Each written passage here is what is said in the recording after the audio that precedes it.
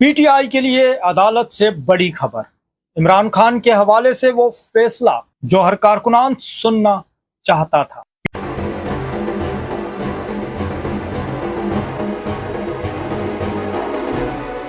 دوستو، آج کی خبر سنیں گے تو دل خوش ہو جائے گا۔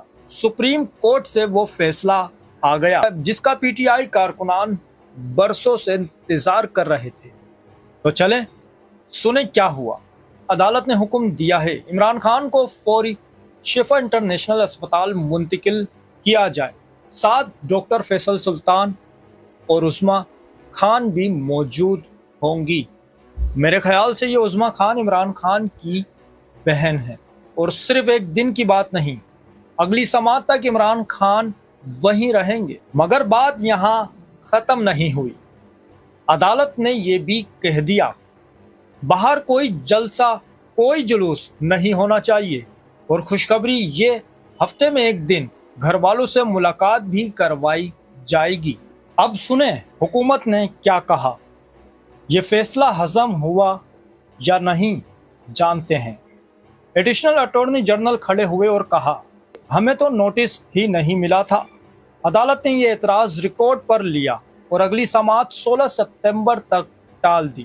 اور اب وہ لمحہ جو پوری سماعت میں سب سے دلچسپ رہا۔ جسٹس شاہد وحید نے سیدھا سوال داغ دیا، نجی اسپتال ہی کیوں؟ خرچہ کون اٹھائے گا؟ جواب آیا وکیل عزیز بھنڈاری کی طرف سے، ایمس تو ویسے بھی اکثر لے جایا جاتا تھا اور خرچہ ہم خود برداشت کریں گے۔ پھر جج صاحب نے ایک اور سوال کیا، میڈیکل رپورٹس پبلک نہ ہونے کی گارنٹی کون دے گا؟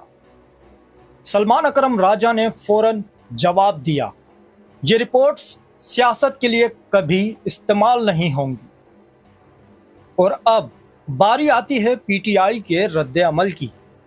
پارٹی نے فیصلے کا خیر مقدم کیا، کہا ماہر ڈاکٹرز کا بورڈ بنے، فیصلے پر فوری عمل ہو، تاخیر بالکل نہ ہو۔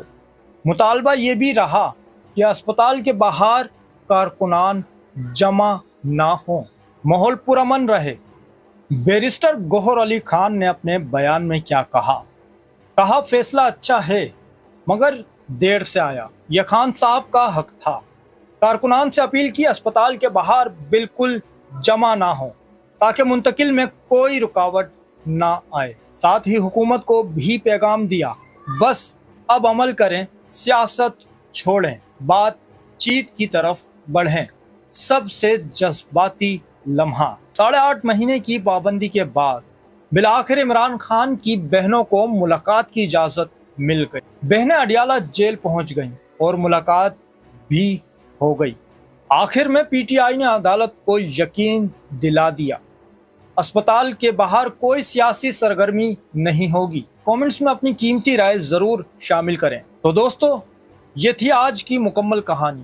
اگر پسند آئی ہو تو لائک کریں، شیئر کریں اور چینل کو فالو سبسکرائب کرنا نہ بھولیں۔